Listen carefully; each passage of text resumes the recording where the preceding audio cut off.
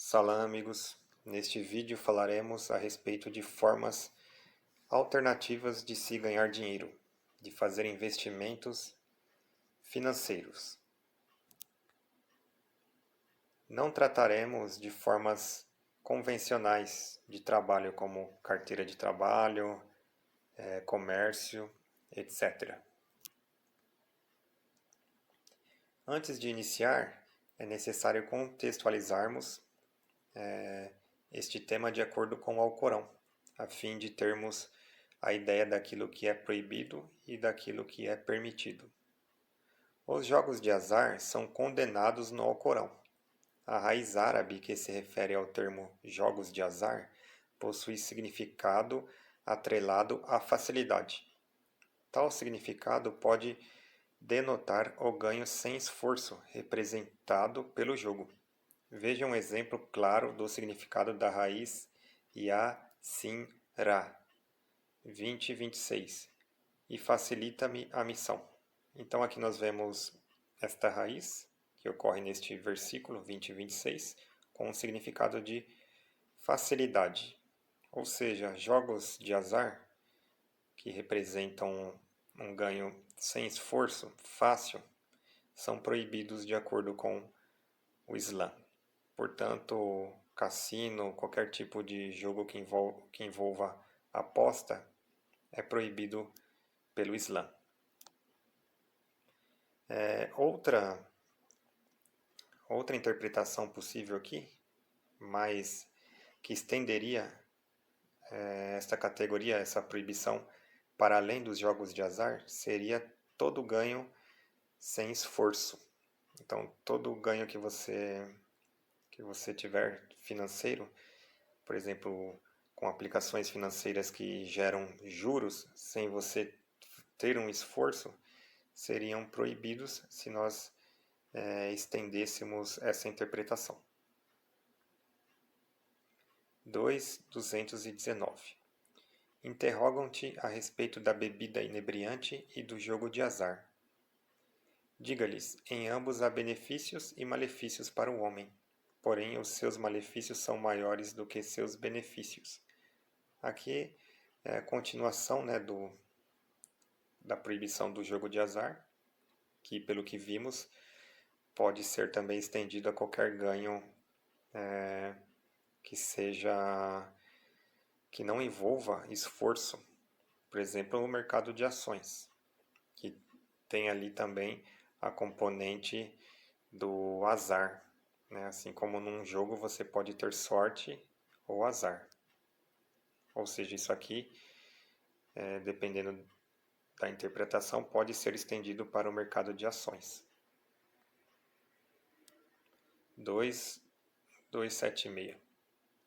Deus abomina a usura e multiplica a recompensa aos caritativos. 278. Ó fiéis, temam a Deus e abandonem o que ainda vos resta da usura. A usura é uma palavra que significa juros, você emprestar com juros. Por exemplo, a agiotagem, você ser um agiota é proibido pelo Islã. Ou você ter uma instituição financeira que empreste dinheiro cobrando juros. É algo proibido pelo Alcorão. Então, até o momento, nós temos o ganho fácil, os jogos de azar e aquilo que envolve juros.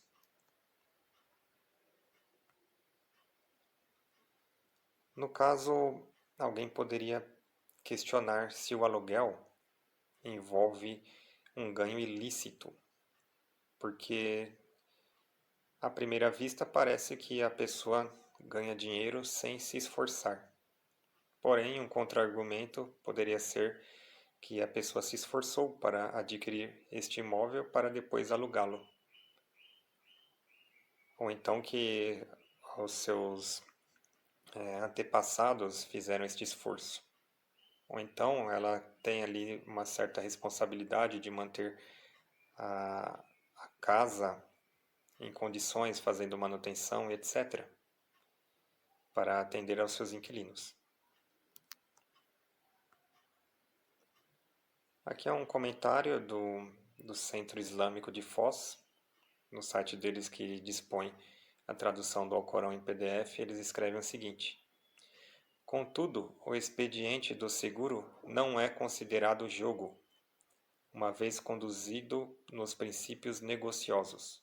Aqui as bases dos cálculos constituem estatística em larga escala, da qual o mero azar é eliminado.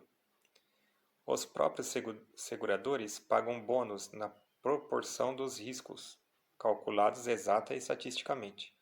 Então, no caso de um muçulmano querer ter uma seguradora, seria algo lícito, de acordo com esta interpretação deles.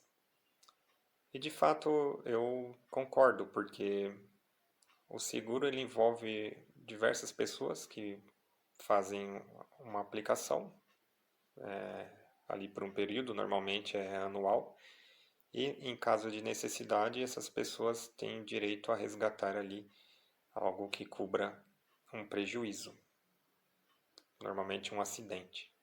Então não vejo como isso possa ser enquadrado num ganho sem esforço, dado que você tem o esforço ali de fazer contratos, fazer o levantamento, o sinistro e tudo mais.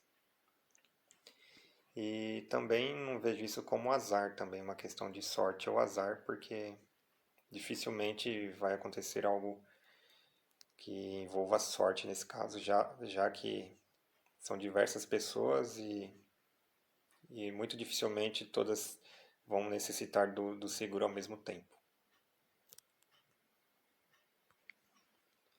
Também ele não envolve juros, né? Você não está emprestando aqui com juros e no caso do aluguel também você pode fazer um contrato sem juros.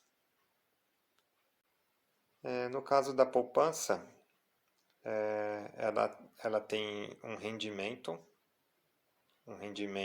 mensal muito pequeno, tanto é que muitas pessoas estão abandonando a caderneta de poupança.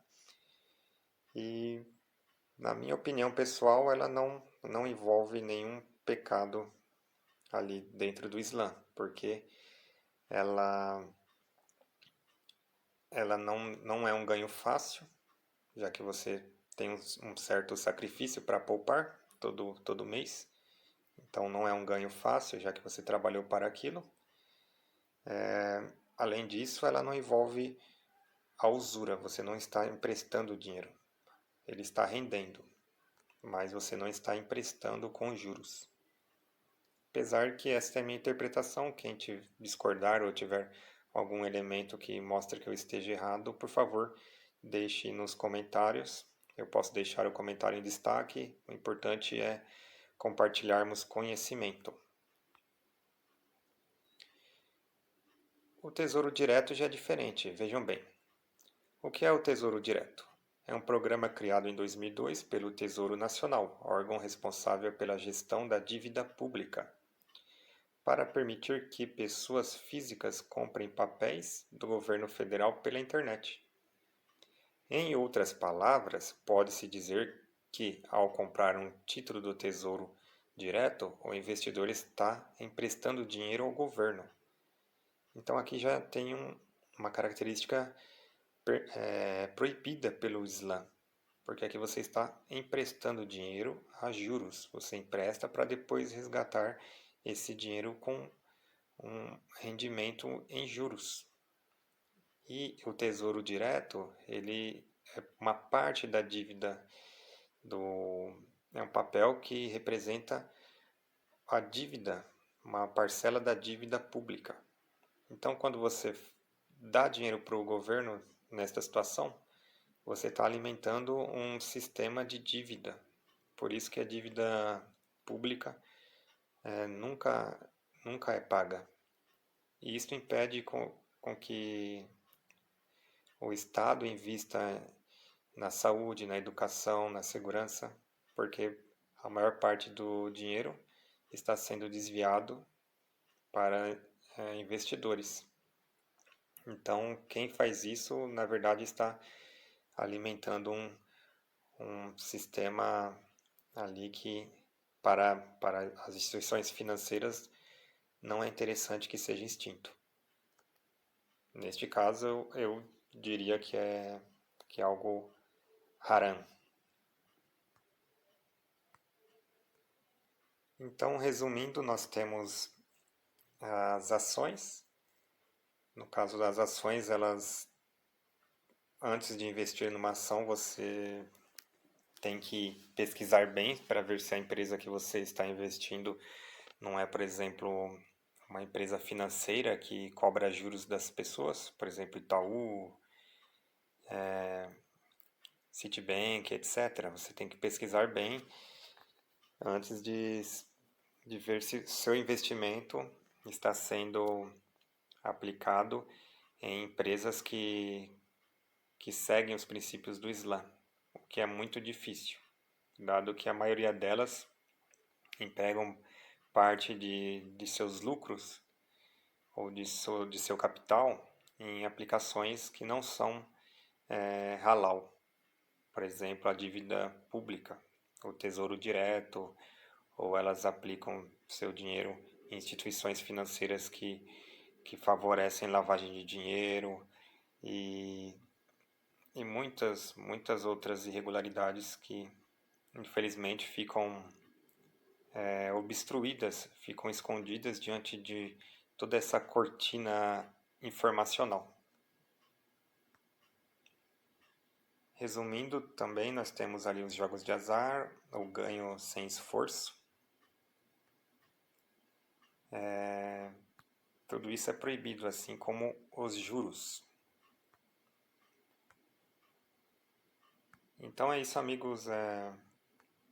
Espero ter abarcado bem essas questões e, como sempre, os seus comentários completam, corrigem e enriquecem a discussão.